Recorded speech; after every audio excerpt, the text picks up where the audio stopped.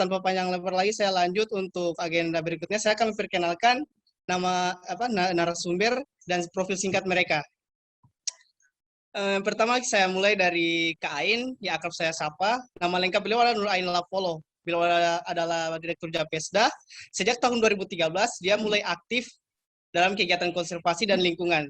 Belajar dari Kalimantan, Nusa Tenggara, Papua, Sumatera, Jawa, Sulawesi, dengan kawan-kawan yang ada di sana. Semangatnya yang tinggi sejak 2018 hingga saat ini, Kak Ain dipercayakan sebagai Direktur Japesda dan merupakan Direktur Perempuan pertama selama Japesda didirikan sampai sekarang. Kemudian pemateri yang kedua, Ibu Amanda Kathleen Niode merupakan Ketua Omar Niode Foundation, Manager Climate Reality Indonesia. Beliau memperoleh gelar S3 dari School of Environment and Sustainability University of Michigan. Ia merupakan coach yang bersertifikasi dan memiliki kolom mingguan, sebuah portal ekonomi berita untuk topik lingkungan dan perubahan iklim. Dan pemateri yang ketiga, yaitu Pak Ragil Satrio Gumilang. Beliau merupakan pakar kehutanan budaya udang berkelanjutan dan sekarang menjabat sebagai co-founder di tim komunikasi, kemudian koordinator eksekutif untuk burung air Asia, dan pejabat senior kebijakan dan komunikasi di Wetlands International Indonesia. Tanpa panjang lebar lagi, saya mempersilakan untuk pemateri pertama memaparkan materinya, yaitu Ibu Nur Ain Lapolo dengan materi pengantar tentang Japesda generasi milenial peduli mangrove dan lingkungan. Dipersilakan. Ya, terima kasih.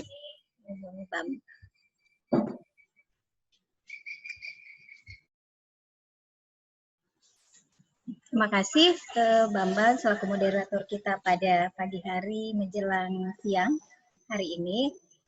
Yang kami hormati Bapak Ibu narasumber, Ibu Amanda dan Pak Ragil, Bapak Ibu pemerintah yang sempat menghadiri mengikuti rangkaian acara kami dalam rangka Hari Lingkungan Hidup dan Milad Japesda yang ke-21, dan para mitra kami yang ada di Gorontalo, di Sulawesi Tengah, dan di seluruh Indonesia yang sempat bergabung bersama kami pada meeting kali ini.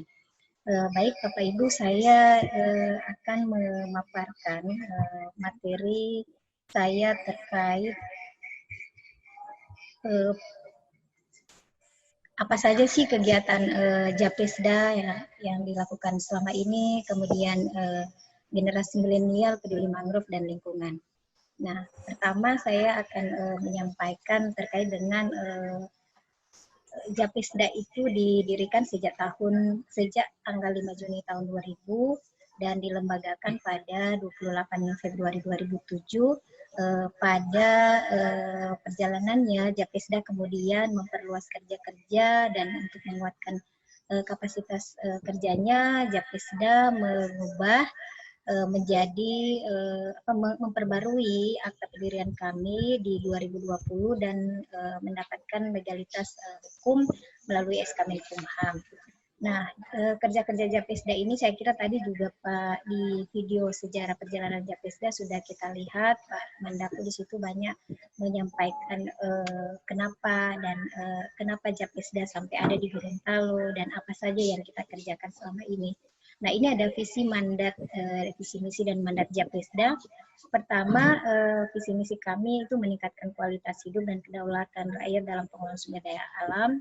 Kemudian di misi kami itu kami ada 3, pendampingan teknis dan edukasi ke pengelolaan sumber daya alam berkelanjutan, kemudian pengembangan data dan informasi pengelolaan sumber daya alam, dan juga pengembangan usaha kecil. Nah, di mandat kami sudah jelas, kami fokus konsisten dari dulu hingga sekarang untuk pengelolaan lingkungan hidup.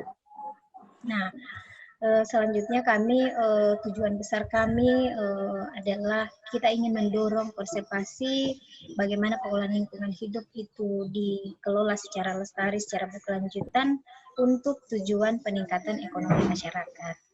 Nah, kemudian ini isu strategis Japesda. Yang pertama kami ada concern ke pesisir, perikanan dan kelautan. Saat ini kami banyak bekerja pada isu-isu pesisir, isu mangrove, kemudian pengelolaan perikanan gurita, kemudian pengelolaan perikanan skala kecil yang tujuannya adalah memperkuat konservasi dan juga meningkatkan ekonomi masyarakat. Nah, kemudian yang kedua, kami ada pemanfaatan lahan atau agriculture. Di sini kami pengelolaan hutan yang lebih berkelanjutan itu di wilayah terestrial.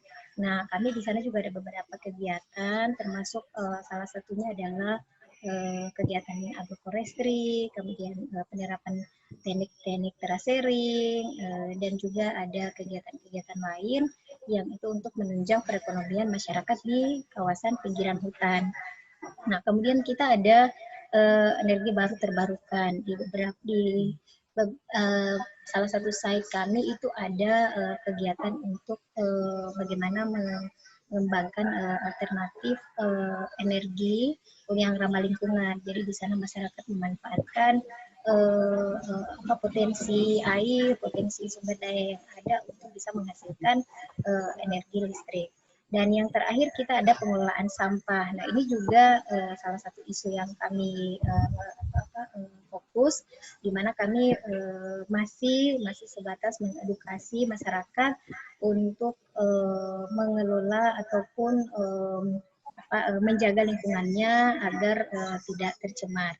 Nah, dari keempat isu strategis kami ini, itu kesemuanya kami tetap memperhatikan atau mempertimbangkan gender, kemudian masyarakat marginal, dan untuk tujuan tadi konservasi dan ekonomi. Selanjutnya ini wilayah kerja kami, ini masih belum kita update, ada beberapa desa yang baru yang kami dampingi, namun belum kami update, itu ada di wilayah Togean, Kepulauan Togean, dan selanjutnya ini ada pendekatan yang kami lakukan. Jadi pertama kami ada melakukan riset potensi ekologi dan sosial ekonomi. Jadi sebelum kita melakukan kegiatan di satu tempat ini penting. Kenapa? Karena data itu sangat penting buat kita semua. Ini juga untuk sebagai dasar kita mengambil langkah ataupun kira-kira pendekatan apa yang akan kita lakukan ke depan, dan juga ini untuk para pengambil kebijakan. Kemudian kami ada melakukan pemetaan partisipatif dan PRA, ini juga kami lakukan di beberapa di hampir semua desa kami. Pendekatan ini yang kami coba lakukan. Kemudian kami melakukan community organizer. Nah, ini yang pendampingan teknis yang kami berikan selama ini di semua site kami. Nah, kemudian ada advokasi kebijakan, setelah kami mengumpulkan data dan semuanya dari lapangan, memperkuat masyarakatnya, kemudian ini kita bawa ke level pemerintah atau pengambil kebijakan. Kita buat melalui lokakarya atau audiens atau ada FGD dan lain sebagainya.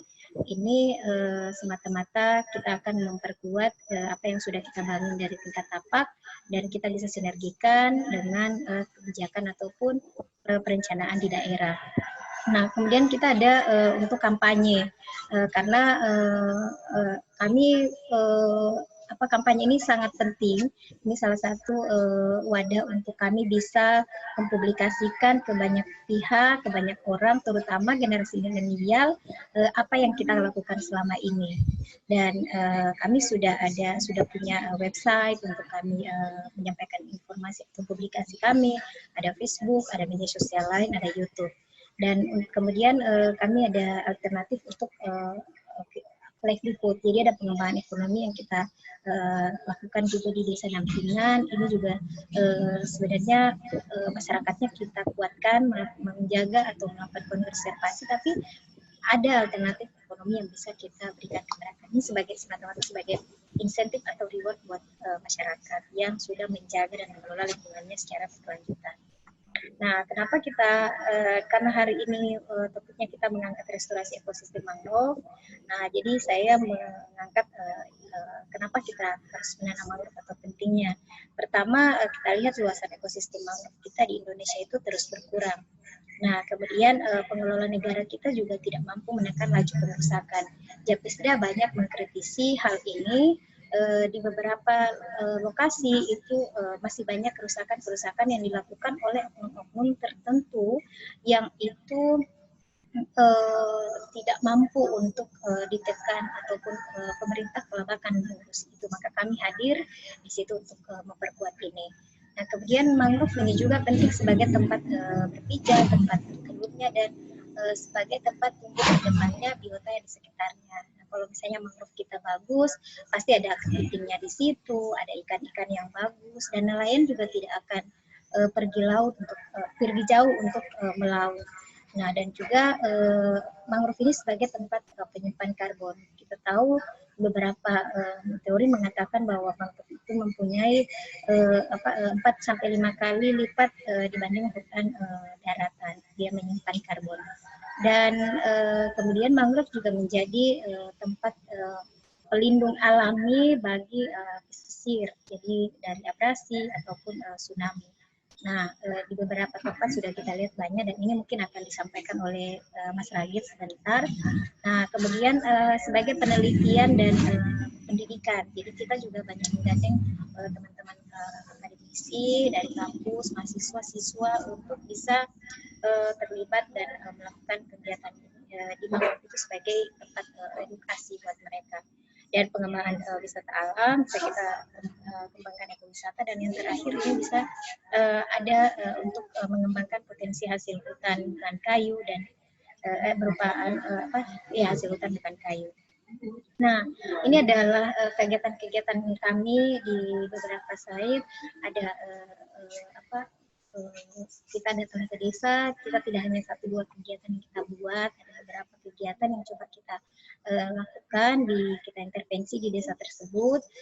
Untuk anak-anak kita mencoba mulai menanamkan ke mereka sejak dini pentingnya mangrove atau pentingnya pengelolaan sampah di sekitar mereka, karena biasanya di pesisir itu banyak sekali sampah-sampah yang nyangkut di akar mangrove. Nah, jadi di sini kita coba untuk anak-anak berupaya untuk bisa terlibat. Nah, kemudian ini salah satu yang coba kita gagas di Japesda juga dengan generasi milenial adalah kita membuat beberapa event yang itu melibatkan mahasiswa di beberapa kampus di Gorontalo dan juga di Sulawesi Tengah untuk bisa terlibat kegiatan kami. Jadi ada melalui mahasiswa magang. Jadi kami saat ini Japisra sudah ada mahasiswa magang di tempat kami dari berbagai latar belakang pendidikan. Kita coba terima, yang penting itu bisa nyambung dengan kerja-kerja kami, itu bisa sama-sama kita belajar. Dan yang kedua, kita juga mencoba untuk mengedukasi atau menyebarluaskan kerja-kerja kami lewat PKL. Jadi kita buka dulu kita buka paket untuk trip ekowisata yang itu ada beberapa nilai penting untuk penelitian pendidikan yang kita tawarkan ke mereka. Karena ini adalah saya kira, apalagi bicara generasi milenial, mereka lebih suka dengan teknologi, jadi suka yang berbasis media sosial, internet, dan sebagainya. Nah, ini mungkin yang kita perlu arahkan saja, karena sebagian besar generasi milenial itu mereka tidak diarahkan. Jadi mereka jadi disinilah wadah kita sebenarnya untuk bisa memberikan hal-hal yang positif untuk mereka untuk terlibat dalam penyelamatan lingkungan. Nah, itu saja presentasi saya, yang saya lebih banyak menyampaikan apa yang sudah kami kerjakan selama ini. Semoga apa yang kita lakukan bisa memotivasi banyak generasi milenial di luar sana untuk terus menyelamatkan masa depan lingkungan kita. Terakhir, menyelamatkan lingkungan harus dengan gerakan, bukan dengan perkataan. ayo generasi milenial bergerak bersama untuk menyelamatkan masa depan lingkungan. Terima kasih, itu dulu dari saya. Saya sebagai generasi milenial mengajak kepada generasi milenial di seluruh Indonesia untuk bisa terus melakukan hal-hal yang positif dalam penyelamatan lingkungan hidup. Selamat ulang tahun Japesda yang ke-21. Saya kembalikan ke moderator. Terima kasih. Oke, baik. Terima kasih kepada pemateri pertama, Kak Ain.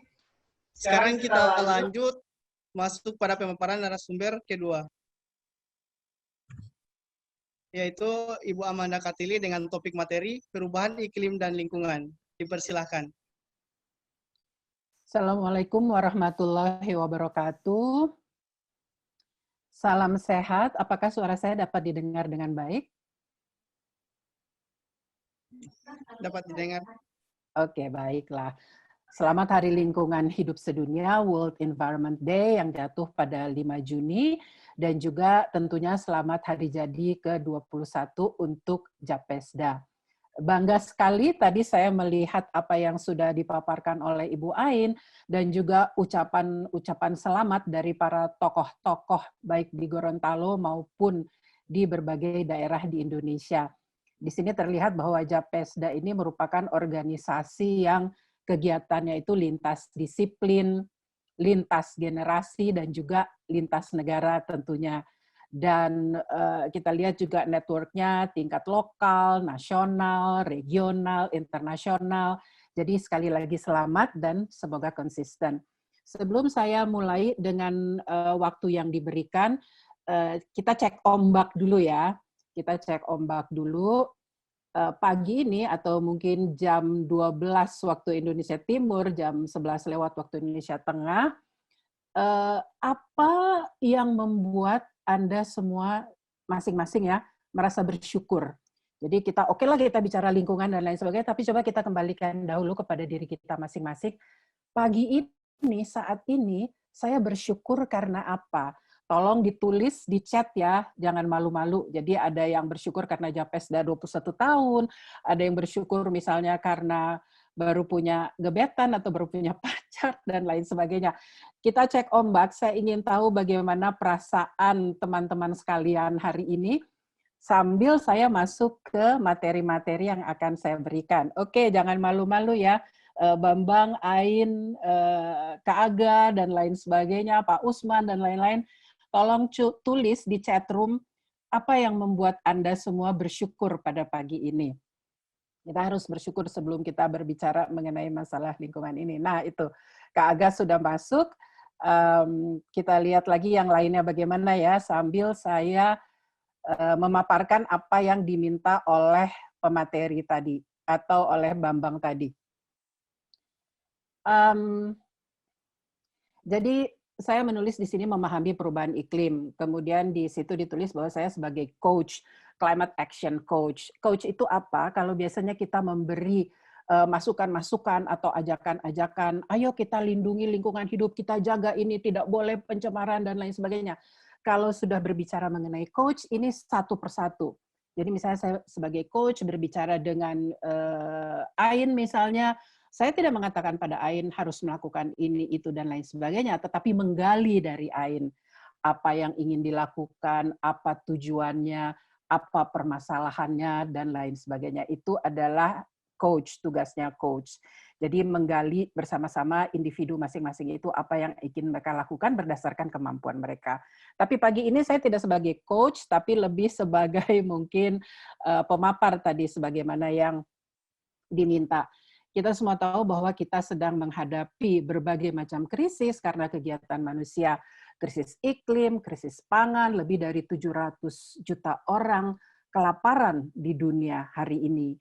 Kemudian juga tentunya krisis COVID-19 yang kita alami masing-masing, ada yang menderita, ada yang sudah sembuh, dan lain sebagainya. Tapi semua krisis-krisis ini menciptakan peluang.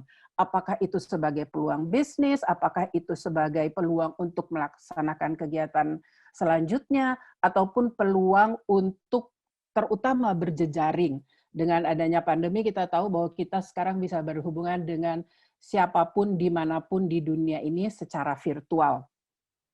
Ini adalah kejadian yang mengerikan kalau kita berbicara mengenai perubahan iklim. Tahun lalu perbedaan suhu bisa demikian jauh. Pada saat yang sama, ketika di Amerika suhunya minus 40 Celcius, di Australia suhunya plus 50 Celcius. Kita bayangkan, alam ini seperti dibolak-balik dengan keadaan itu. Tapi kita kembali lagi ke masalah lingkungan. Karena kalau kita berbicara mengenai perubahan iklim, seperti kita lihat di sebelah kanan itu adalah masalah global. Kenapa terjadi masalah lingkungan? Karena kita menggunakan sumber daya alam terus-menerus tanpa memikirkan kepentingan generasi mendatang. Kemudian alam sudah tidak dapat menyerap lagi pencemar itu karena terlalu banyaknya yang kita keluarkan atau yang kita buang tanpa terkendali ke alam ini. Nah, kalau kita lihat masalah lingkungan itu, yang sebelah kiri adalah kita lihat masalah sehari-hari, pencemaran, sampah, dan lain sebagainya. Yang di tengah itu adalah masalah regional antar negara, seperti misalnya kebakaran hutan dan lahan yang terjadi di Indonesia mengganggu negara lain, ataupun impor limbah plastik yang tidak kita ketahui. Dan sebelah kanan itu adalah masalah global, yaitu apa yang kita lakukan di satu negara akan berdampak terhadap negara lain. Dan masalah lingkungan global ini, contohnya adalah perubahan iklim, kadang-kadang yang penyebabnya tidak merasakan dampaknya. Dampaknya lebih terasa ke negara-negara yang tidak mempunyai kemampuan ekonomi yang cukup tinggi. Kenapa terjadi semua permasalahan itu? Ada sebuah teorinya itu sendiri 50 tahun yang lalu, yaitu The Tragedy of the Commons. Jadi istilahnya itu karena alam ini adalah public goods. Jadi siapapun juga bisa menikmatinya. Contohnya udara, kita bisa bernafas. Saya kan tidak bisa menghalangi Bambang misalnya, Bang jangan bernafas. Nggak bisa karena itu public goods atau barang publik yang bisa dinikmati oleh semua orang. Jadi contohnya sungai, gunung, laut, udara, jalan, dan penerangan itu adalah barang-barang publik yang bisa kita nikmati bersama. Tapi apa dampaknya? Karena gratis dinikmati bersama, maka terjadilah tragedi. Contohnya di sebelah kanan ini yang membuat sampai teori ini ada. Jadi ada peternak, dia membawa sapi-sapinya di padang rumput, dia makan, sapinya jadi gemuk, lalu yang lain bilang, oh ya saya juga mau deh di situ. Dia bawalah sapinya ke situ. Terus demikian sampai sumber daya itu akhirnya lama-lama sudah habis. Nah kalau kita berbicara mengenai krisis iklim, ini adalah flowchart-nya atau apa sih sebenarnya yang terjadi urut-urutannya. Saya minta maaf untuk teman-teman yang memang sudah pernah melihat ini atau sudah paham ini ceritanya, kita penyegaran kembali.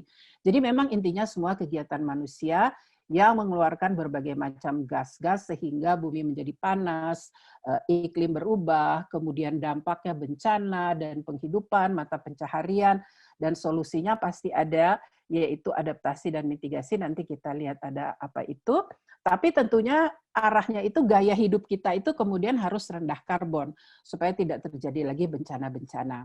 Nah ini sebenarnya intinya. Jadi bumi itu ada selimutnya, radiasi matahari masuk. Nah karena kegiatan manusia berlebihan, selimutnya menjadi tebal sehingga sinar yang masuk, panas yang masuk itu sebagian susah keluar lagi dan bumi menjadi makin panas. Dari mana saja sumber-sumber yang menyebabkan selimut bumi tadi itu makin tebal? Tambang sudah pastinya, proses industri, pertanian, transportasi, pembakaran hasil panen, kemudian pembangkit berbahan bakar batu bara, kebakaran hutan, dan lain-lain, semua itu menyebabkan gas-gas yang keluar sehingga selimut bumi makin tebal dan buminya menjadi makin panas. Apa yang terjadi? Data menunjukkan bahwa lebih dari 51 juta orang di seluruh dunia terkena dampak banjir, kekeringan, atau badai, dan juga tentunya COVID-19. Di Indonesia sendiri tahun 2020 ada hampir 3.000 bencana alam, terutama hidrometeorologi. Jadi hidrometeorologi seperti banjir, longsor, dan puting beliung mendominasi. Kenapa itu terjadi? Karena memang ada siklus alam. Jadi ini adalah siklus hidrologi yang karena bumi makin panas, maka makin banyak yang menguap dan tentunya makin banyak lagi yang turun. Nah, siklon Seroja di Nusa Tenggara Timur ini adalah hal yang tidak pernah terjadi. Di Indonesia itu hampir tidak ada puting beliung. Tapi karena adanya krisis iklim ini, maka terjadilah siklon seroja seperti ini yang memang sangat mengharukan sekali dan membuat kita semua tentunya bisa membantu. Dan kita tahu juga di Gorontalo tentunya banyak sekali bencana alam yang terjadi. Tapi kenapa ada di satu tempat banjir, tapi di tempat lain kenapa kering gitu? Nah, karena begitu. Jadi yang seperti siklon dan lain sebagainya, bumi yang makin panas, jadi panas ekstra itu menguapkan lebih banyak air dari samudra sehingga hujan lebih banyak dan besar, bahkan terjadi juga badai. Tetapi di lahan itu juga menguap airnya sehingga terjadi kekeringan yang kita lihat banyak di daerah-daerah pertanian dimanapun juga di dunia ini. Terkait dengan masalah kesehatan, jadi memang banyak yang sudah mengatakan, bahkan para peneliti, bahwa perubahan iklim merupakan keadaan darurat medis. Siapa yang paling rentan? Tentunya kaum miskin, manusia usia lanjut, bayi dan anak, mereka yang mempunyai bawaan-bawaan penyakit, dan mereka yang sakit mental. Semuanya yang paling rentan terhadap keadaan-keadaan yang sangat ekstrim. Berbicara mengenai COVID-19, baik World Health Organization maupun universitas-universitas di berbagai negara mengatakan belum ada bukti yang menunjukkan bahwa COVID-19 itu disebabkan karena perubahan iklim. Tidak ada bukti yang menunjukkan itu, tetapi semua sepakat bahwa perubahan iklim secara tidak langsung dapat mempengaruhi respons terhadap pandemi. Tentu saja kan, karena berbagai bencana, misalnya ada yang mengungsi dan lain sebagainya, itu semua akan mempengaruhi itu. Dan juga merusak faktor penentu lingkungan untuk kesehatan dan memberikan tekanan ekstra pada sistem kesehatan. Jadi itu kaitannya antara perubahan iklim dan COVID. Jadi krisis iklim itu sangat mempengaruhi bagaimana kita tanggap darurat atau respons terhadap COVID tentunya. Tapi juga yang menjadi perbincangan para ilmuwan adalah kita harus tahu bahwa krisis iklim ini kalau tidak ditangani pastinya akan lebih parah lagi. Jadi meskipun ada COVID, kita tetap harus bicara tentang penanggulangan krisis iklim ini. Dan ini juga sudah diketahui bahwa kita mengalami risiko punahnya 50% semua spesies di abad ini. Lalu kalau ini kan Japesda kan banyak tentang kelautannya, kita tahu kalau suhu air meningkat maka kualitas nutrisi ikan laut itu menurun. Ini bisa diukur dengan laboratorium-laboratorium. Nah, di sini terlihat biaya karbon. Karbon itu adalah tadi ya, gas-gas yang keluar dengan berbagai kegiatan manusia.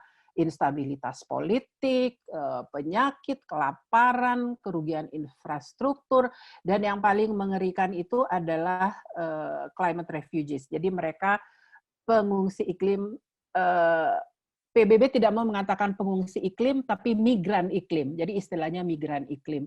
Migran iklim ini berjuta-juta mereka yang harus pindah dari tempat tinggalnya, baik karena terkena bencana maupun tidak bisa hidup karena keadaan iklim yang mengganggu daerahnya. Nah, inilah solusinya. Jadi kita dengan mitigasi kita memperlambat prosesnya. Jadi kita kurangi kegiatan-kegiatan manusia. Sedangkan adaptasi adalah bagaimana kita menyesuaikan supaya tidak terkena dampak yang terlalu buruk. Karena krisis iklim adalah masalah global, maka tentunya solusinya haruslah mobilisasi sumber daya secara global. Maka ada kesepakatan internasional seperti United Nations Framework Convention on Climate Change dengan turunannya Persetujuan Paris yang mencoba mengatur bagaimana negara-negara di dunia harus menyikapi isu ini. Meskipun harus ada penegakan dan tidak semua tentunya melaksanakan apa yang disepakati, tapi paling tidak ada dasar hukumnya yang di Indonesia juga sudah diturunkan dalam bentuk undang-undang. Apa contoh solusi mitigasi? Ini Pulau Sumba yang selalu menjadi contoh karena mereka akan menggunakan 100% energi terbarukan. Jadi energi angin, energi surya, kemudian mereka juga menggunakan biogas dan lain sebagainya. Ini foto favorite saya, waktu itu diberi oleh Kak Aga 10 tahun yang lalu. Saya bilang, Kak Aga minta foto dong gimana di sana. Sampai sekarang bertahun-tahun kemudian saya masih menggunakan foto yang, aduh menarik sekali ya, rasanya menyentuh hati. Dan memang laporan-laporan terakhir dari UN yang baru saja diluncurkan 2 hari lalu mengatakan bahwa restorasi ekosistem dan konservasi bisa mencegah punahnya 60% keanekaragaman hayati. Jadi bisa kita jaga gitu kalau kita restorasi dan konservasi. Nah, saya menyampaikan selamat juga pada Japesda, tidak hanya berwebinar, tapi juga kan ada kegiatan-kegiatan restorasi yang dilakukannya. Dan restorasi itu sendiri apa? Mencoba membalikkan gitu ke keadaan semula kalau bisa, supaya tidak makin kritis bumi ini. Jadi terima kasih atas kegiatan-kegiatan Japesda. Apalagi yang bisa kita lakukan sebagai individu, kita beralih ke pola makan yang mengurangi daging dan menambah buah-buahan dan sayuran. Banyak nyawa yang terselamatkan dan kita bisa menghemat banyak biaya kalau kita sedikit merubah pola makan kita dengan lebih banyak buah-buahan dan sayuran atau prinsip-prinsip nabati. Ini ada juga studinya. Kan di Indonesia ada pedoman gizi seimbang. Nah, ada beberapa universitas-universitas terkenal mengadakan penelitian. Mereka melihat National Dietary Guidelines atau pedoman gizi dari 85 negara. Ternyata dari 85 negara itu, termasuk negara-negara maju, hanya ada 2 negara yang National Dietary Guidelines-nya, atau di Indonesia pedoman gizi seimbangnya, memenuhi kriteria kesehatan dan kriteria lingkungan. Dan 2 negara itu adalah Sierra Leone dan Indonesia. Bayangkan seperti apa hebatnya pedoman gizi seimbang. Kita nanti lihat lagi deh, kita coba terapkan pola makan kita sesuai dengan diet gizi seimbang. Ini mau tidak mau kita sudah harus melakukan atau membatasi, bahkan tidak menggunakan kantong plastik sekali pakai, karena kantong plastik yang hanya 2-3 menit kita gunakan ini sudah 1 triliun setiap tahun, dan kita bayangkan kemana mereka, pastikan ke laut, danau, ke badan air, dan lain sebagainya. Bahkan di palung laut terdalam pun, dan di puncak gunung tertinggi pun di dunia sudah ditemukan kantong-kantong plastik sekali pakai ini. Nah, saya hampir sampai pada yang akhir, apa yang bisa kita lakukan? Tentunya kita harus bergabung dengan mereka yang menggunakan pendapatnya, suaranya maupun pilihannya untuk melawan krisis lingkungan dan baik lokal, regional maupun global. Seperti Japesda ini. Jadi sebanyak mungkin lah gitu ya bergabung dengan Japesda, ikut dengan kegiatannya, apalagi Japesda kan sudah terkenal gitu ya secara lokal, nasional, regional maupun internasional. PBB mengeluarkan sebuah app yang kita bisa gunakan di smartphone. Sebagai individu, apa sih yang bisa kita lakukan untuk ini semuanya? Apalagi milenial-milenial seperti Bu Ain kan, senang gadget-gadget, smartphone, dan lain sebagainya. Mudah gitu, hanya ini saja yang kita lakukan, kita akan sangat membantu sebagai individu. Meskipun kalau dalam bentuk organisasi seperti Japesda, atau dalam bentuk pemerintah daerah, dalam juga negara, bisa keluar kebijakan-kebijakan yang lebih bisa memperkuat tindakan-tindakan kita menyikapi perubahan iklim. Tapi sebagai individu ini aja dulu deh, bawa tas sendiri, kemudian jangan ganti-ganti baju tiap bulan, ganti baju yang model baru gitu, produk lokal, makanan nabati pastinya, matikan lampu, mandinya 5 menit saja, cabut listrik, mengurangi kendaraan bermotor, dan lain sebagainya. Berbicara mengenai produk lokal dan makanan nabati, saya dengan Zahra Khan dari Bakul Goronto di Gorontalo, kita membuat buku gitu ya mengenai makanan ramah iklim. Jadi ada resep-resepnya masakan Gorontalo, ada 39 resep masakan-masakan Gorontalo. Dan itu memang harus digali lagi semuanya. Karena memang ya bumi kita hanya satu ini, kita tidak ada rumah lagi, ya harus kita jaga baik-baiklah untuk kelangsungan hidup kita bersama. Terima kasih, semoga bermanfaat. Assalamualaikum warahmatullahi wabarakatuh. Oke, baik. Keren sekali materinya Ibu Amanda. Tanpa panjang lebar lagi, kita lanjut untuk pemateri yang terakhir, yaitu Paragil Gumilang dengan topik materi restorasi ekosistem mangrove di Indonesia. Kepada Paragil, persilakan. Terima kasih Mas Bambang. Alhamdulillahirrahmanirrahim. Suatu kehormatan bagi kami, bagi saya di Wildlife International Indonesia bisa terlibat di kegiatan ini dan bangga juga karena mendengar, melihat berbagai komentar ucapan selamat ulang tahun kepada Japesda. Kami juga mengucapkan selamat milad kepada Japesda. Dan juga rekan-rekan di sini yang juga saya sudah pernah, cukup banyak yang sudah pernah bertemu langsung di Gorontalo ataupun Makassar, Sulawesi begitu. Dan terima kasih pada Bu Amanda, luar biasa, dan Mbak Ain untuk presentasinya. Saya mohon izin untuk share screen. Ya, saya mohon maaf bila presentasi ini juga mungkin ada yang pernah menyaksikan, namun bisa mungkin sangat minimal karena ini baru juga dibikin sebagian besar. Dan yang ingin kami sampaikan adalah terkait restorasi mangrove, namun permintaannya restorasi mangrove, namun saya tambahkan dan rehabilitasi mangrove di Indonesia. Kenapa ini perlu ditambah? Karena menurut saya restorasi dan rehabilitasi ini berbeda, begitu ya. Ketika berbicara tentang restorasi itu mengembalikan kondisi semula, termasuk fungsinya, termasuk strukturnya, termasuk komposisinya dan sebagainya. Ketika berbicara rehabilitasi hanya mengembalikan fungsi saja. Jadi seringkali kita jangan berada pada ekstrim-ekstriman gitu, karena memang kondisi tertentu rehabilitasi umumnya dilakukan dengan penanaman pun itu juga bisa perlu dilakukan gitu. Dan ini pun juga tema untuk Hari Lingkungan Hidup Sedunia, yaitu generasi restorasi ekosistem. Semoga ini juga bisa memberi gambaran. Nah, yang pertama terkait dengan mangrove, mengapa pemulihan ini perlu diupayakan. Jadi, kalau dalam berbagai penyampaian, saya selalu sampaikan kalau sebenarnya 3 hal ini saja yang selalu pokoknya, yaitu karena tumbuhnya mangrove ini unik ya, tidak bisa ditiru adaptasinya, termasuk di daerah pasang surut begitu.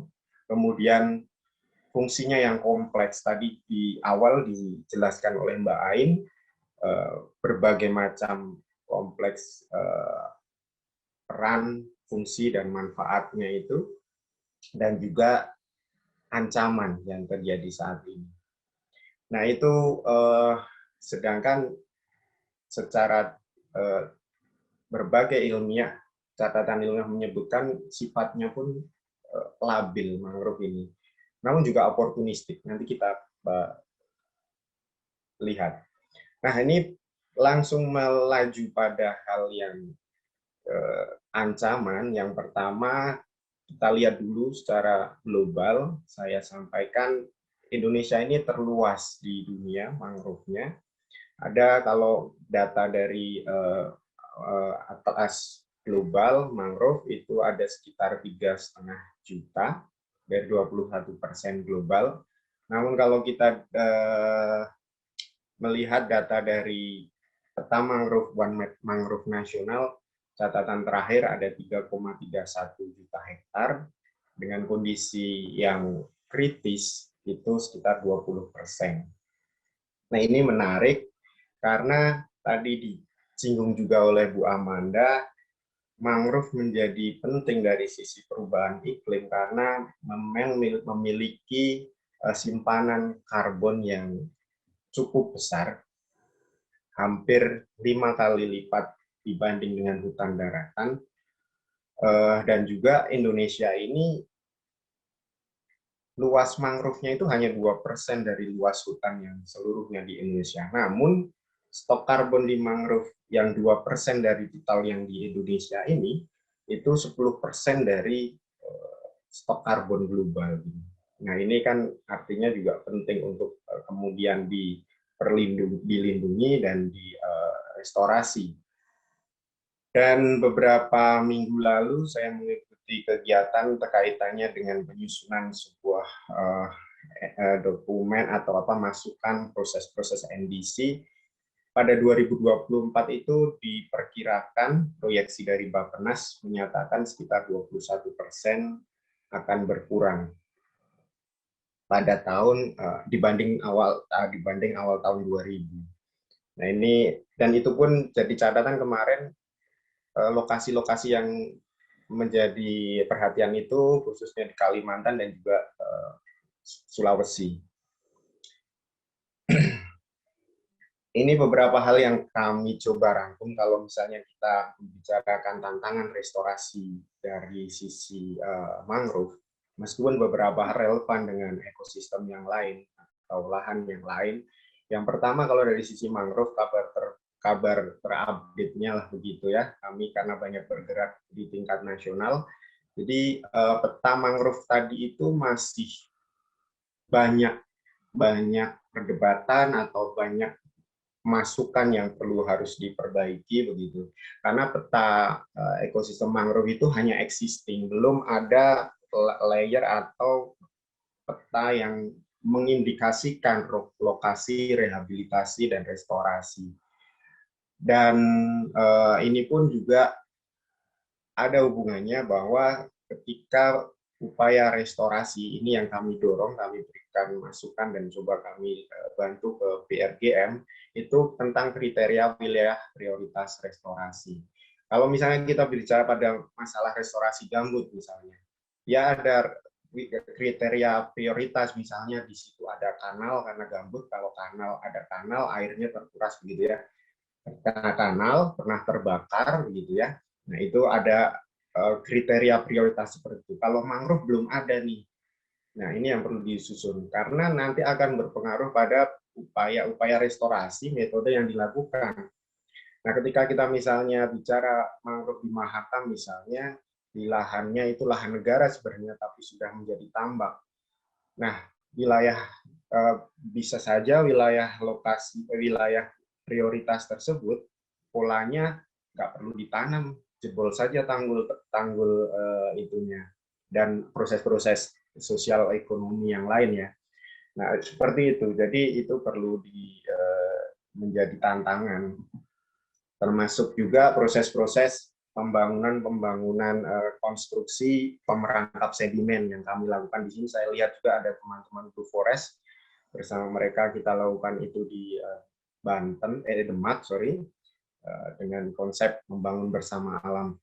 Juga terkait dengan updating datanya itu, mangrove sekarang ini yang akan menjadi pegangan BRGM itu skalanya beberapa berbeda, kemudian pengambilan datanya juga berbeda tahunnya, karena dengan digilir begitu ya. Itu pun menjadi permasalahan dalam urusan perencanaan. Nah, termasuk definisinya apakah mangrove ini hanya yang kalau bahasa dari sisi akademisnya itu mangrove sejati begitu ya, yang akar-akarnya seperti akar tongkat dan sebagainya itu, atau juga termasuk mangrove yang asosiasi begitu ya, artinya seperti jenis ketapang yang tetap bisa hidup di ekosistem terpengaruh pasang surut dan sebagainya. Definisi itu pun juga masih sama, karena itu berimplikasi pada peta yang ingin disajikan seperti apa. Mohon maaf saya terlalu lama, sepertinya saya percepat saja. Ada tata ruang dan yang menjadi permasalahan, seperti misalnya kita berkejar-kejaran kadangkala dengan penetapan kawasan sempadan. Penetapan ini menarik.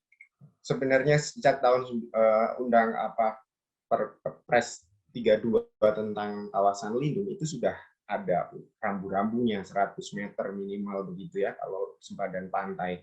Ini termasuk sempadan sungai ya karena di pesisir. Nah, cuman memang dalam hal konteks tata ruang yang membuat menetapkan legalitas itu pada akhirnya adalah di tata ruang daerah, kabupaten khususnya dan provinsi. Nah di situ ketika memang hanya indikasi seperti itu masih belum bisa cukup kuat, sehingga memang pada beberapa tahun lalu di awal periode Presiden Jokowi pun sampai ada keluar perpres tentang penetapan sempadan pantai lagi. Artinya daerah perlu menetapkan, membatasi secara jelas batas-batas tersebut.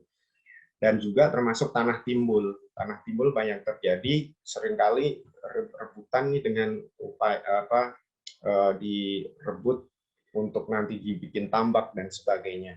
Ini pun berkejar-kejaran seperti itu.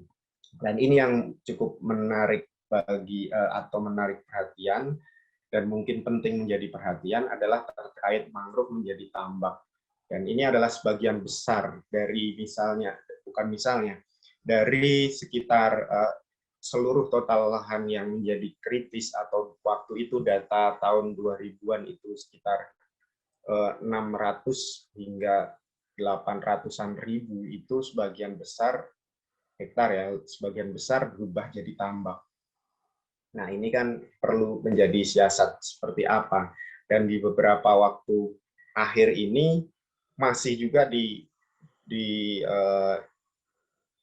didorong oleh perubahan lahan untuk perkebunan sawit. Ini banyak terjadi. Saya pertama lihat itu cukup kaget waktu 2012 atau 2013 di Aceh.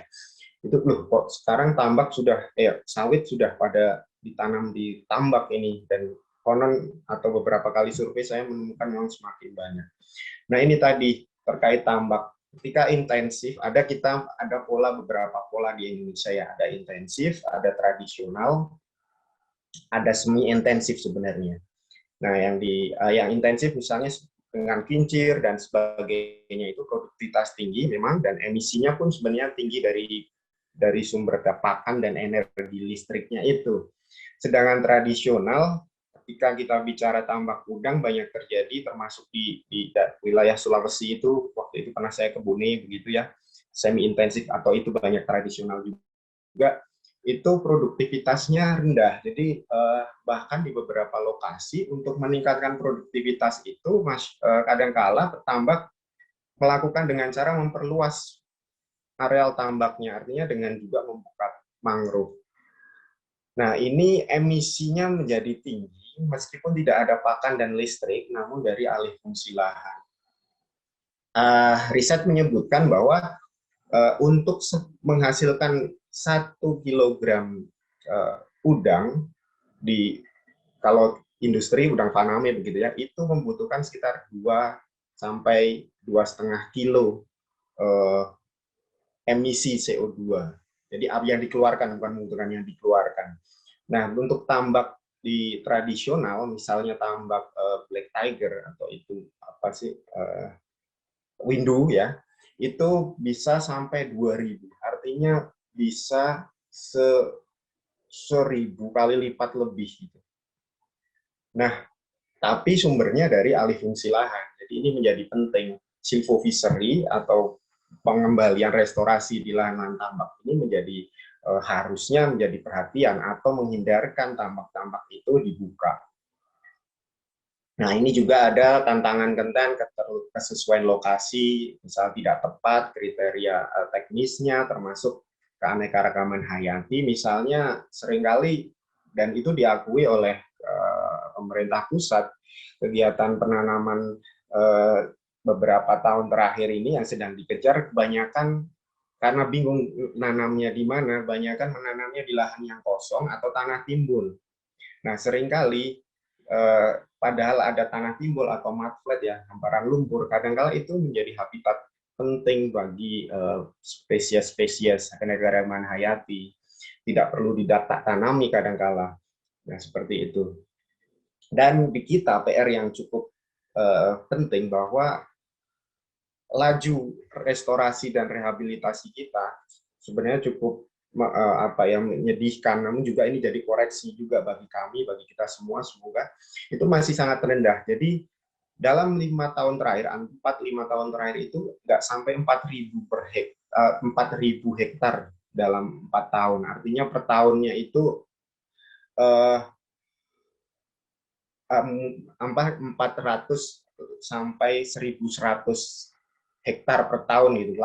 kemampuan restorasi rehabilitasi kita secara nasional gitu.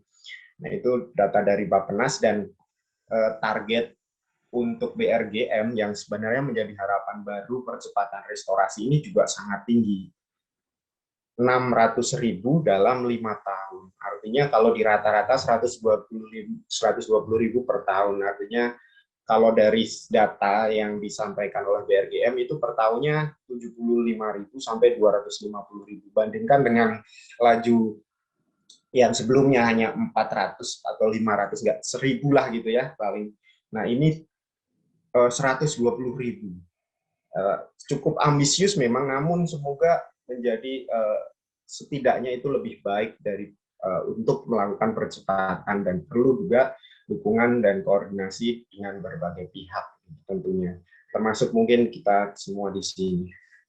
Dan tantangan-tantangan yang lain termasuk di penganggaran, ada sisi pendampingan dan pemeliharaan ya dalam konteks mangrove. Sayangnya perencanaan target yang 600.000 hektar tersebut masih belum diikuti atau didukung secara penganggaran APBN ya, itu dengan biaya-biaya pendampingan dan pemeliharaan. Jadi hanya nanam saja itu. Nah, ini peran-peran masyarakat sipil, peran-peran pemerintah daerah dan sebagainya menjadi sangat besar, bahwa pendampingan dan pemeliharaan ini perlu untuk dilakukan. Ini sekedar informasi singkat saja.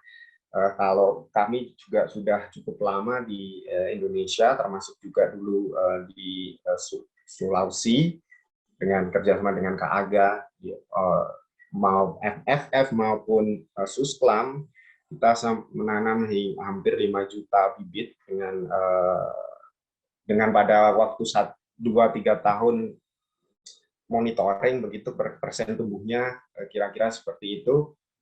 Dan pendekatan-pendekatan yang kami lakukan ini tidak hanya menanam. Sebagai informasi, kami ada namanya BioRide, begitu, ada Building with Nature, dan juga praktik perbaikan budidaya, kompetisi dana hibah juga.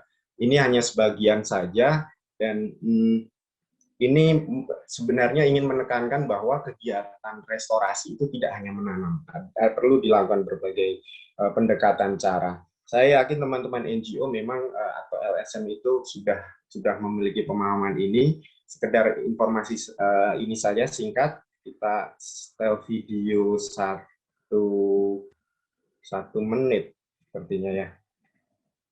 Ini yang mekanisme yang kami lakukan. Jadi, mekanisme ini dilaksanakan di Aceh, di berbagai daerah. Itu dukungan finansial bersyarat yang dimaksud adalah, jadi tapi juga tergantung dengan masyarakat, apa keinginan mereka, dia apa itu. Jadi sesuai kesepakatan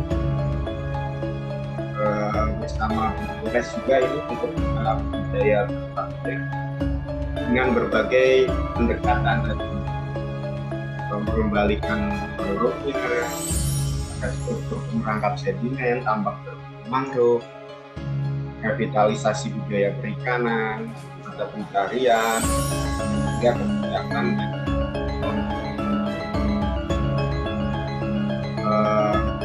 teman-teman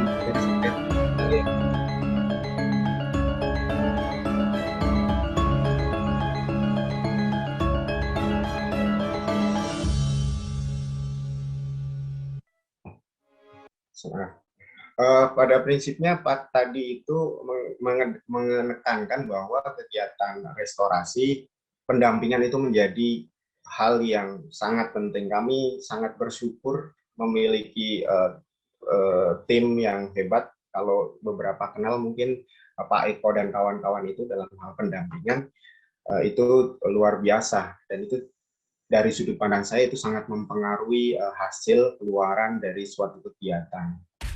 Nah, sekarang ini kegiatan bangun bersama yang dilakukan di juga restorasi. Ini yang restorasi ya, artinya memang tidak diupayakan tidak menanam. dan membangun pemerangkat sedimen untuk selain meredam ombak dan menyediakan habitat mangrove untuk tumbuh secara alami. Mohon maaf bila terlalu cepat nanti kita.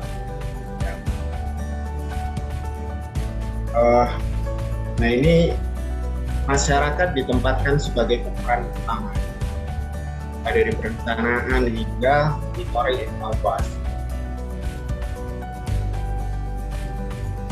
Setelah lapang pesisir luar biasa teman-teman dari Polres, masyarakat juga jadi lebih semangat untuk belajar dan berinovasi.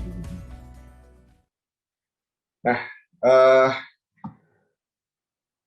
mohon Mas Bambang kalau waktu saya sudah habis 3 menit sebelumnya disampaikan ya.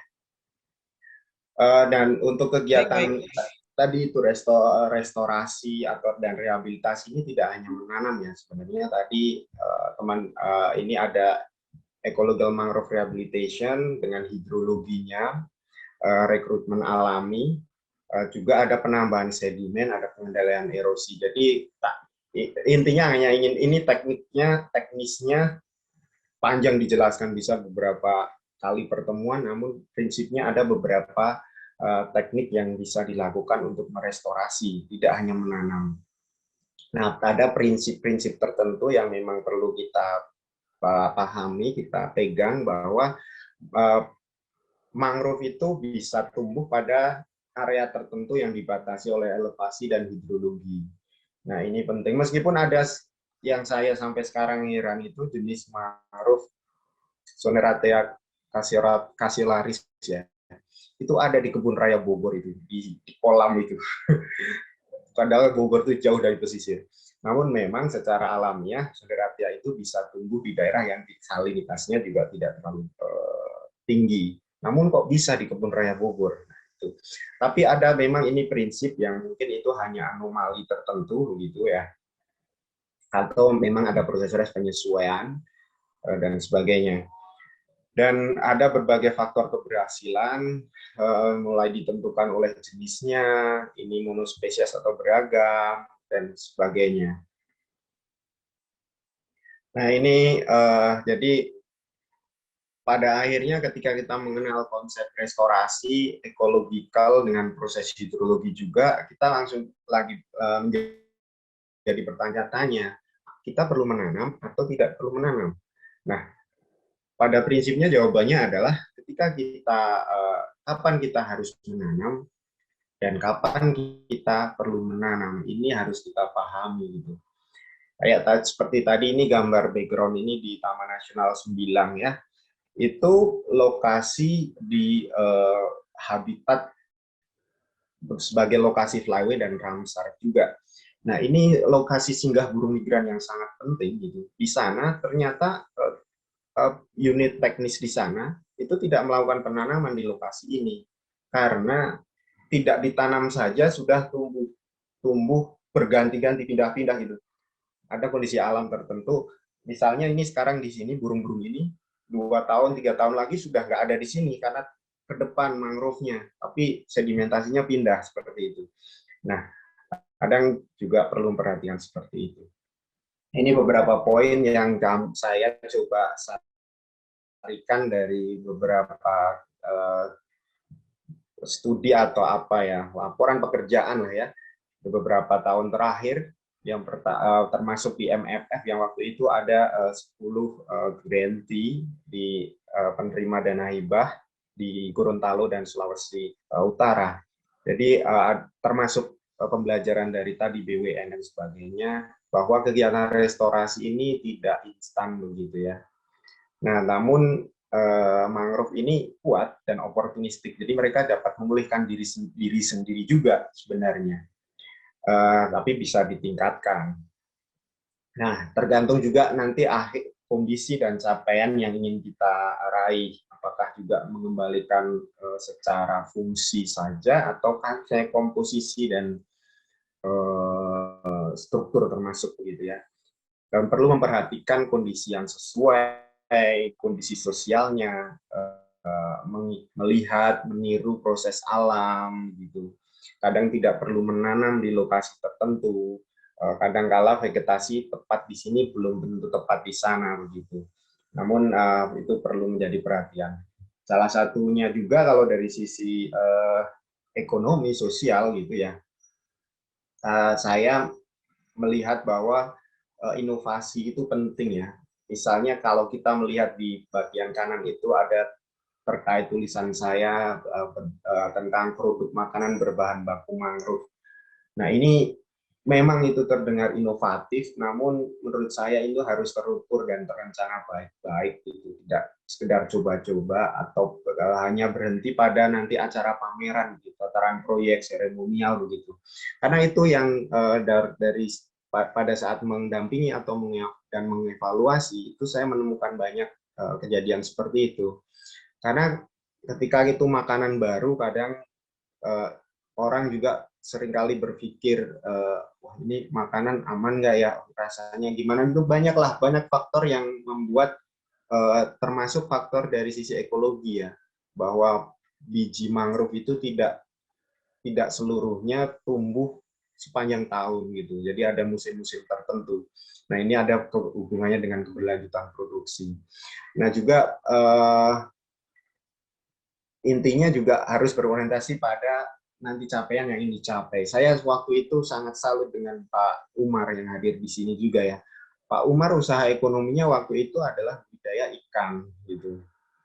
Nah ini kalau bahasanya usaha klasik lah ya, tidak neko-neko untuk usaha-usaha ekonomi dalam kegiatan pendampingan mangrove ya, usaha klasik. Namun malah waktu itu ya, nanti Pak Umar bisa bercerita sekarang kondisinya bagaimana. Waktu itu penilaian hasil produktivitas juga bagus begitu. Jadi jangan coba-coba lah untuk ekonomi, mending langsung untuk kegiatan-kegiatan pengembangan yang jelas begitu ya. Nanti bisa dibaca langsung, dan juga peran-peran seperti Pak Umar Pasandre itu sebagai local champion ini menjadi penting juga. Selain juga pendamping fasilitator juga ya. Meskipun itu tidak instan, namun bisa dibentuk begitu, dan bisa berperan sebagai fasilitator, motivator, ataupun penggerak, seperti itu. Nah, dari slide yang awal itu mungkin bisa disimpulkan bahwa restorasi itu jangan dipaksakan untuk kondisi yang tidak sesuai.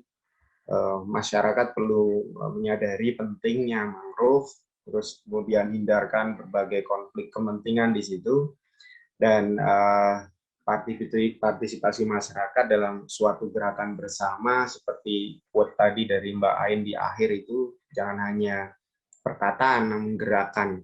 Nah ini orientasi rehabilitasi juga perlu ditanamkan, restorasi ditanamkan, bukan jumlah individu mangrove yang ditanam, tapi berapa mangrove yang bisa hidup begitu kira-kira. Nah, kalau menyitir tentang tadi gerakan, mungkin ada concern gitu. Ini satu slide yang kemarin sore saya tambahkan hasil dari ngobrol dengan panitia. Jadi seringkali untuk sebuah proyek atau program itu perbandingan dengan sebuah gerakan ya. Ini masih seringkali kalau bukan sebuah gerakan, padahal gerakan restorasi mangrove begitu mungkin sangat bagus dengan dukungan berbagai pihak. Kalau program saja mungkin hanya akan dianggap milik pelaku program. Terus kemudian masyarakat merasa tidak perlu berkewajiban untuk melanjutkan, merancang, menjalankan gitu ya. Kemudian program-program tertentu juga kadang belum tentu menggerakkan masyarakat. Nah, seringkali juga hasilnya kurang maksimal. Nah, ini kenapa? Ini bisa saja salah, ini bisa kita diskusikan, bisa kita bicarakan, debat atau seperti itu. Menurut saya akar masalahnya adalah terkait perbedaannya itu hanya tentang kepemilikan atas masalah tersebut. Sehingga ketika kita dalam posisi mengerti begitu, semoga bisa menjadi penggerak ya, tidak sekedar pemprogram. bisa kita lihat berbagai indikatornya. Apakah yang kegiatan-kegiatan yang kita laksanakan ini saya ambil dari riset tesis saya. Meskipun konteks waktu itu gerakan dan program itu adalah terkait sensus burung air Asia begitu ya, namun semoga relevan. Itu ada berbagai indikator, salah satunya konsisten dan partisipasi meningkat dan sebagainya begitu ya, lintas unsur, stakeholder dan sebagainya, terlembagakan value itu menjadi sebuah kebijakan tertentu di lembaga tertentu untuk terlibat begitu. Kemudian ada kepedulian, inisiatif publik meningkat, dan menganggap bahwa permasalahan mangrove ataupun apapun lingkungan hidup yang lain menjadi ini masalah bersama. Itu saja dari saya. Terima kasih. Menyitir mantan direktur ya, sekarang jadi advisor sekaligus untuk memperkenalkan bahwa namanya Pak Nyoman Suryadi Putra, bahwa kegiatan restorasi itu harus memiliki kejelasan ekonomi atau manfaat bagi masyarakat dan lingkungan. Jangan semoga hanya menjadi instruksi atau proyek kemudian ditinggalkan. Nah, ini memang yang kata terakhir ini kemudian ditinggalkan dari sisi NGO ini memang masih menjadi PR yang besar, karena kadang program-program tertentu terhenti dengan jangka waktu tertentu begitu. Namun semoga dengan pola-pola komunikasi seperti ini, webinar, kemudian saling komunikasi personal itu masih bisa saling mendukung, mendorong, dan kerjasama ke depan ada peluang lagi. Sekian dari saya, terima kasih. Saya kembalikan ke Mas Bambang. Baik, terima kasih Pak Ragil. Keren sekali juga materinya, banyak pengetahuan yang saya dapat dari materinya Pak Ragil tadi. Hadirin yang kami banggakan, selanjutnya kita masuk pada sesi diskusi. Sesi pertama kita akan berikan kesempatan 3 orang penanya, dan jika waktunya masih ada, kita akan lanjut ke sesi berikutnya. Kepada para peserta, dipersilakan mengajukan pertanyaan dengan terlebih dahulu mengangkat tangan pada pilihan raise hand dan mengaktifkan suara unmute, serta menyebut nama asal, instansi, pertanyaan ke siapa, dan apa pertanyaannya. Dan juga bisa juga melalui kolom chat dengan menyebutkan nama, asal, lembaga, daerah, pertanyaannya ke siapa, dan daftar pertanyaannya. Dari peserta mungkin ada yang bisa bertanya? Mungkin dari kami, Pak moderator dari KSL. Dipersilakan Pak Umar. Ya. Assalamualaikum warahmatullahi wabarakatuh. Ini satu masukan untuk pemateri, khususnya Pak guru saya, Pak Ragil, dan semua teman-teman yang ada di acara webinar hari ini. Dari kami sedikit menyampaikan beberapa hal terkait masalah rehabilitasi mangrove yang ada di Gorontalo. Menurut kami, bahwa selama ini kita telah melakukan berbagai kegiatan baik program NGO atau program pemerintah. Kalau dilihat, perlu ada peran serta dari pemerintah setempat di setiap kegiatan yang ada di setiap desa ataupun wilayah.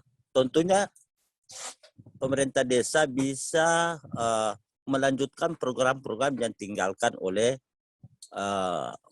kegiatan baik NGO maupun pemerintah ataupun kegiatan lainnya, yang bisa melanjutkan melalui pendampingan ataupun perawatan serta pemeliharaan tanaman tersebut ataupun rehabilitasi mangrove tersebut.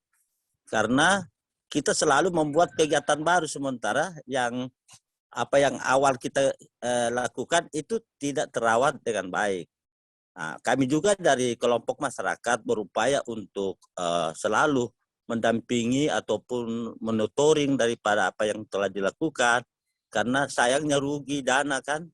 Namun pentingnya itu peran serta masyarakat serta pemerintah desa utamanya, maksud kami yang bisa melanjutkan kegiatan-kegiatan yang ditinggalkan oleh program tersebut.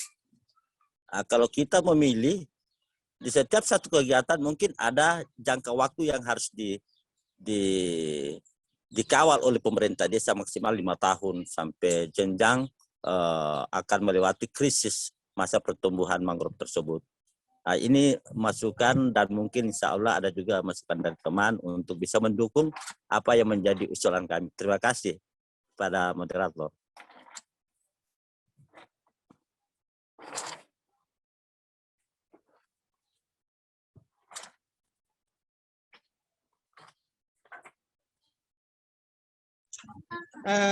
Terima kasih Pak Umar.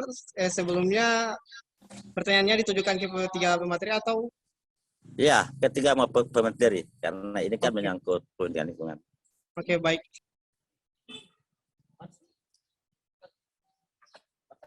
Pada pemateri pertama untuk bisa memberikan pernyataannya, jawabannya.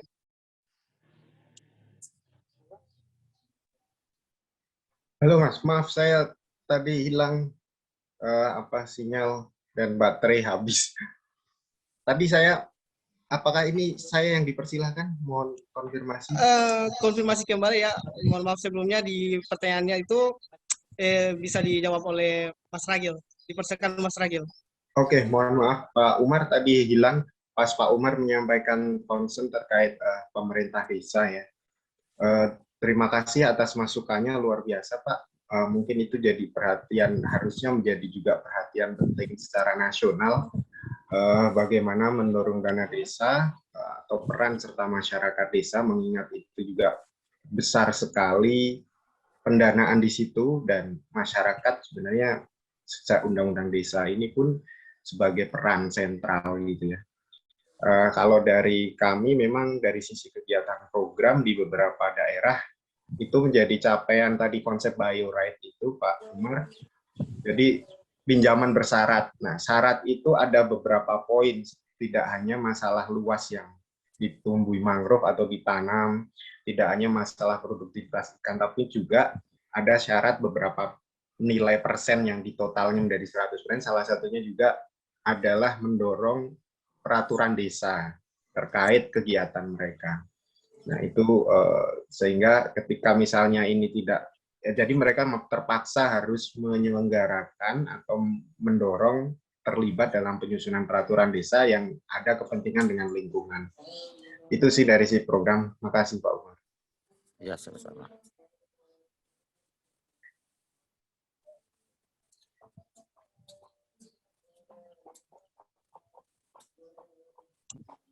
Oke, baik. Itu adalah tanggapan dari Mas Ragil. Dari Ibu Amanda mungkin ada yang bisa disampaikan? Baiklah. Terima kasih Pak Umar yang sangat saya hargai dan yang sangat kami tunggu. Kebetulan saya berada di Jakarta.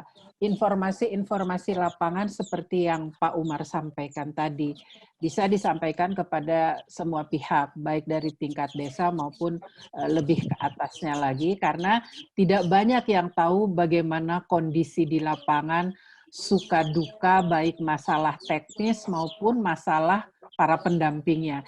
Jadi itu sekarang itu yang paling diangkat Pak Umar adalah cerita, kisah, stories gitu ya, baik di lapangan dan lain sebagainya. Dan sebagaimana saya katakan tadi kan kegiatan krisis iklim ini selalu kan lintas negara, lintas generasi, dan lintas ilmu. Jadi mungkin ini bisa digaungkan lagi lebih banyak di sosial media oleh generasi muda yang tergabung dalam Japesda.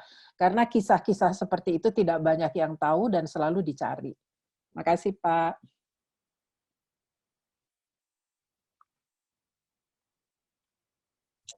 Oke, baik. Terima kasih Bu Amanda atas tanggapannya. Kita tutup untuk pertanyaan dari Pak Umar. Dari peserta lain mungkin ada yang ingin bertanya? Bisa langsung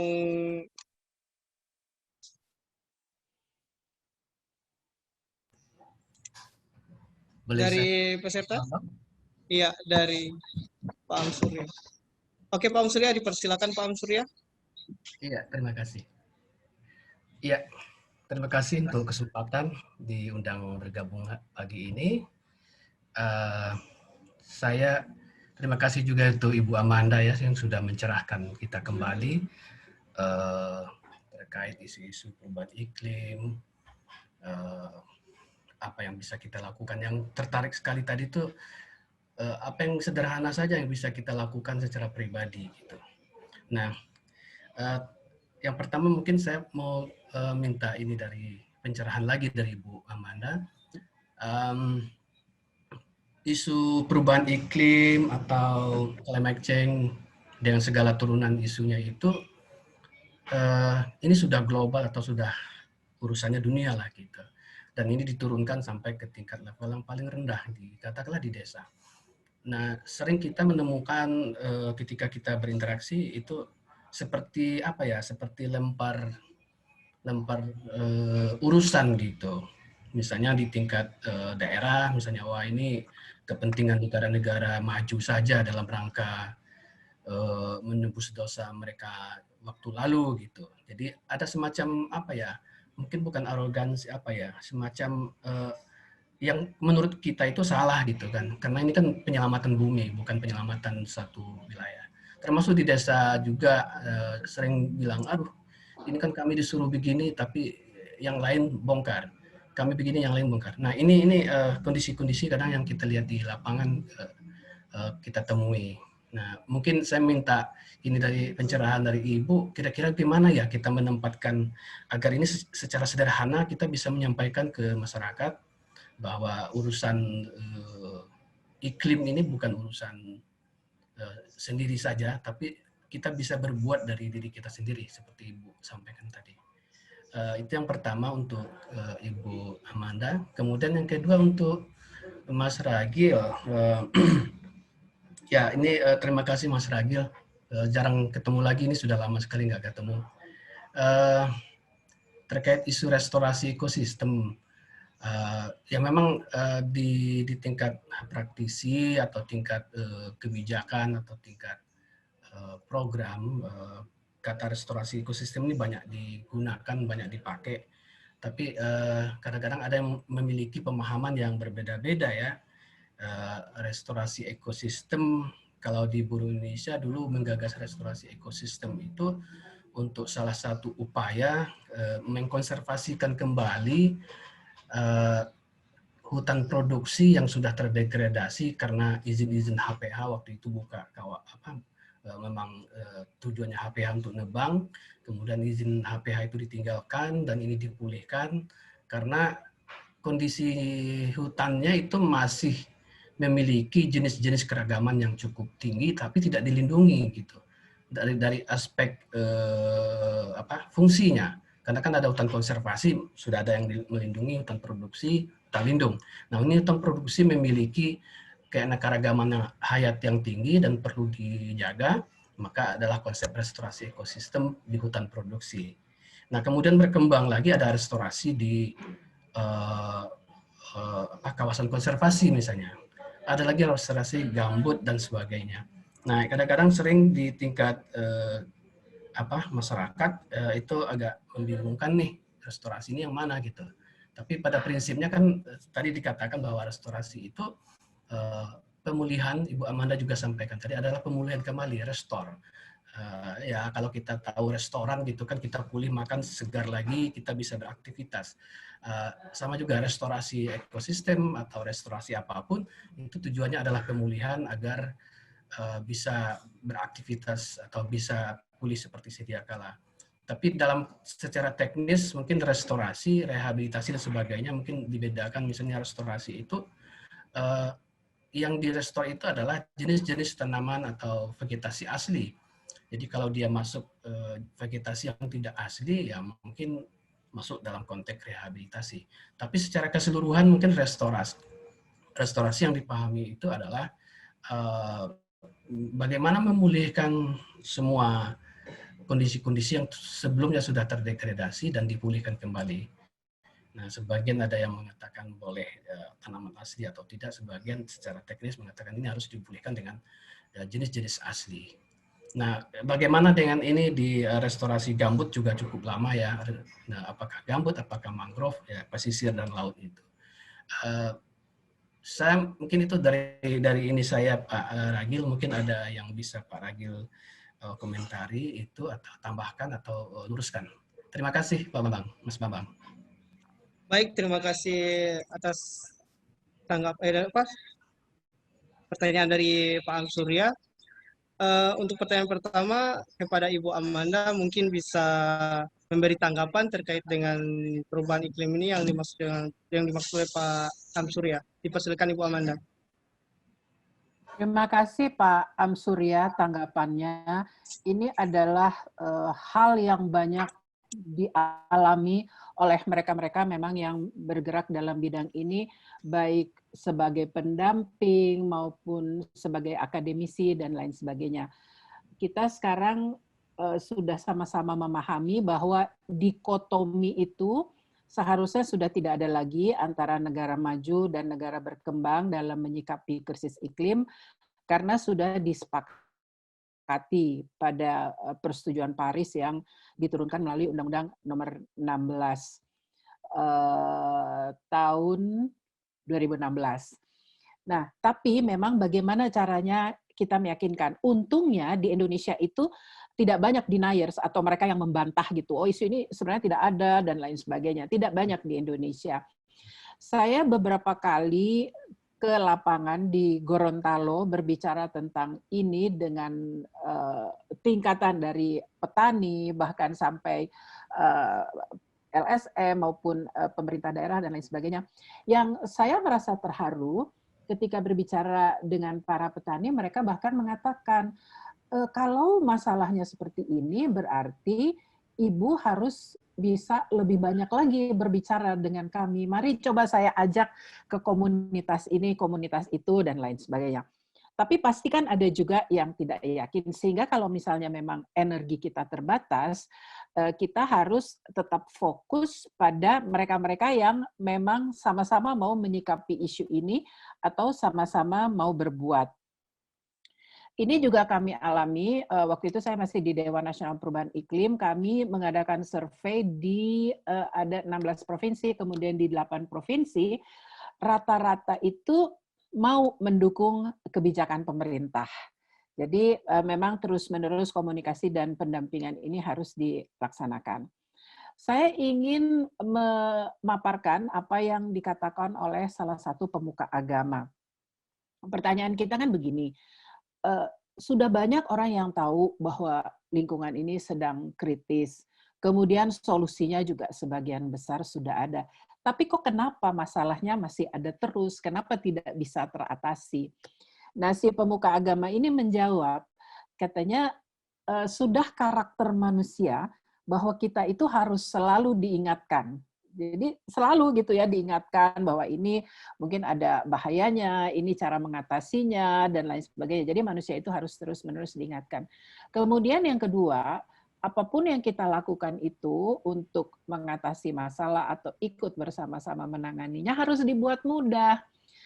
Contoh ya, yang paling sering kan buang sampah sembarangan, tapi sebenarnya kalau sudah banyak sarana-sarananya, ini insya Allah akan lebih bisa diatasi. Kemudian yang ketiga, kata si pemuka agama ini, ya manusia itu memang kan harus selalu ditakut-takutin gitu ya. Makanya sebenarnya peraturan-peraturan di berbagai tingkatan itu akan sangat membantu gitu. Supaya memudahkan kita melakukan kegiatan-kegiatan melindungi bumi kita. Jadi itu dari saya. Jadi tidak kesadaran saja ya, harus ada tindakan juga. Iya. Terima kasih Bu. Oke. Baik, selanjutnya pertanyaan ditujukan kepada Pak Ragil terkait dengan restorasi dari Pak Amsurya. Persilakan Pak Ragil untuk menanggapi. Terima kasih. Mungkin bukan pertanyaan lah, mungkin itu justru masukan yang berarti dan bagi saya pengetahuan yang saya sangat berterima kasih pada Pak Amsurya. Dari pengetahuan saya memang atau saya simpulkan dulu ya, kita memang sebenarnya tidak perlu terlalu terbatas atau terhalangi oleh terminologi seperti itu. Maksudnya terminologi restorasi rehabilitasi ini memang memusingkan karena faktanya pernah saya coba kaji itu di berbagai kadangkala kita punya definisi tertentu ngacunya satu istilah tertentu ngacunya satu undang-undang atau satu apa. Nah, untuk restorasi itu macam-macam tuh. Memang kalau secara kita bicara restorasi ya, kata restorasi dalam perundangan kita tuh ada, kalau tadi yang disampaikan restorasi ekosistem untuk kalau dulu bahasanya HPH, sekarang IUPHK. Nah, RE, nah itu benar, saya sepakat bahwa itu restorasi RE itu yang di HPH itu di kawasan hutan produksi. Nah, itu ada harus artinya kan konsesi, izin, dan bahkan secara idealnya pada akhirnya tidak dipanen kayunya, jadi nanti mengandalkan non kayu itu, produk non kayunya yang untuk diusahakan misalnya oleh PT. Kalau di Indonesia ada PT Rimba Makmur Utama, ada Reki juga sebenarnya yang di Burung Indonesia juga ada satu usaha itu juga. Juga ketika kita bicara restorasi, kalau kita mengacu undang-undang konservasi 590 dengan turunannya, undang-undang 21 ya misalnya KSA KPA gitu ya, pengelolaan itu ada terminologi bahwa di sana itu ada pemulihan ekosistem itu terdiri dari rehabilitasi ekosistem, restorasi ekosistem gitu. Ada 3, 2-nya seperti itu. Nah, itu pun berbeda lagi tuh definisinya. Jadi memang artinya tergantung definisi itu tergantung, tapi semuanya yang sepaman saya sepakat tadi itu artinya arahnya untuk memulihkan kondisi menjadi seperti semula. Gitu. Saya sepakat, dan dalam konteks kawasan konservasi misalnya ada nanti disusun blok-blok tertentu begitu ya, blok rehabilitasi, blok apa. Dalam prakteknya juga ketika konsepnya restorasi harus jenis-jenis alami, kemudian beberapa tempat tertentu tidak boleh dilakukan penanaman, tapi bagaimana pertumbuhan alaminya. Itu apalagi kalau bicara definisi secara ilmiah akademik ya, itu mumet lagi itu. Cuman saya tadi ingin menjelaskan saja bahwa secara garis besar ada restorasi, ada rehabilitasi, dan tujuan yang dicapai seperti apa. Itu aja, Pak. Makasih banyak.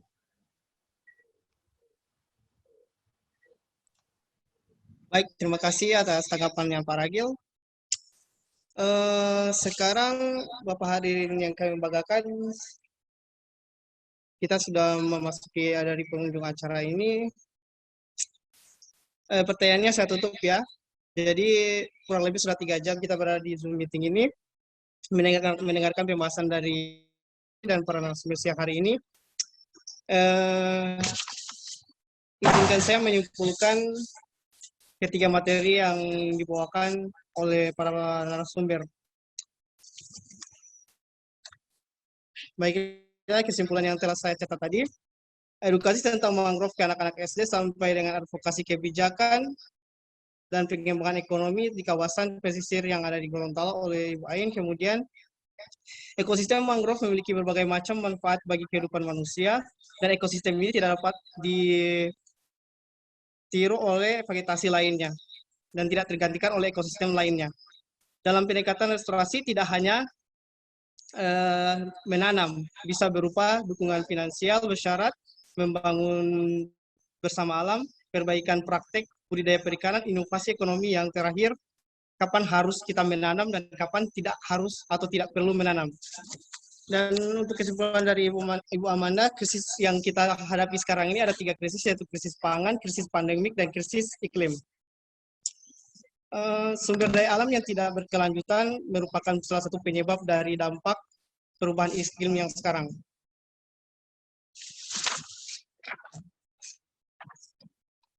Oke, baiklah. Itulah kesimpulan dari saya.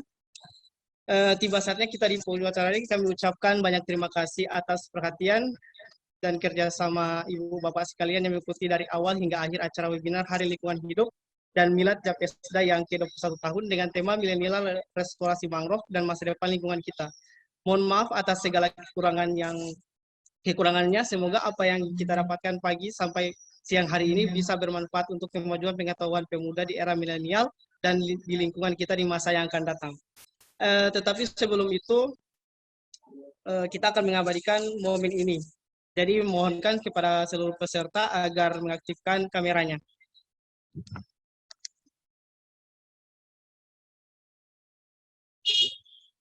Jadi kepada seluruh peserta, mohon mengaktifkan kameranya untuk diambil gambar atau take foto.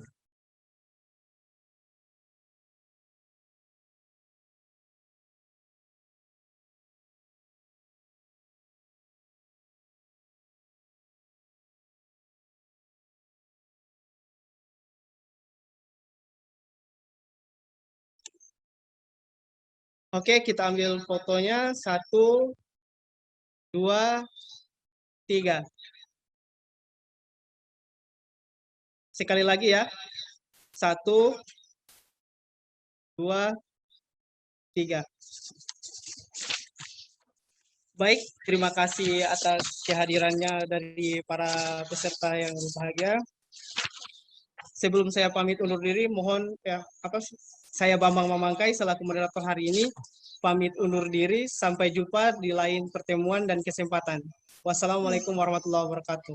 Waalaikumsalam warahmatullahi wabarakatuh. Terima kasih. Ibu Bapak sekalian, kami mengundang untuk yang ada di Gorontalo yang bisa bisa mampir ke Japkesda, ada kita makan siang sama-sama ya bagi yang berkesempatan. Sama besok pagi kita juga mengundang untuk acara bersih-bersih pantai. Bisa bergabung dengan kami di Wisata Hiu Paus Botubarani. Kami bersama rekan-rekan pemerhati lingkungan di Provinsi Gorontalo akan sama-sama bersih pantai dan juga ada yang akan membersihkan sampah di dengan menyelam. Jadi kita ada dengan teman-teman tim Hiu Paus Monitoring, ada Iskindo dan seluruh teman-teman pemerhati di Provinsi Gorontalo. Dan hari berikutnya kami akan ada acara untuk penanaman mangrove di desa-desa dampingan kami, itu melibatkan masyarakat sama pemerintah desa. Demikian, terima kasih semuanya. Terima kasih. Terima kasih semuanya. Assalamualaikum. Terima kasih. Ya. Waalaikumsalam. Belum bisa gabung makan-makan. Yang bisa gabung ditunggu.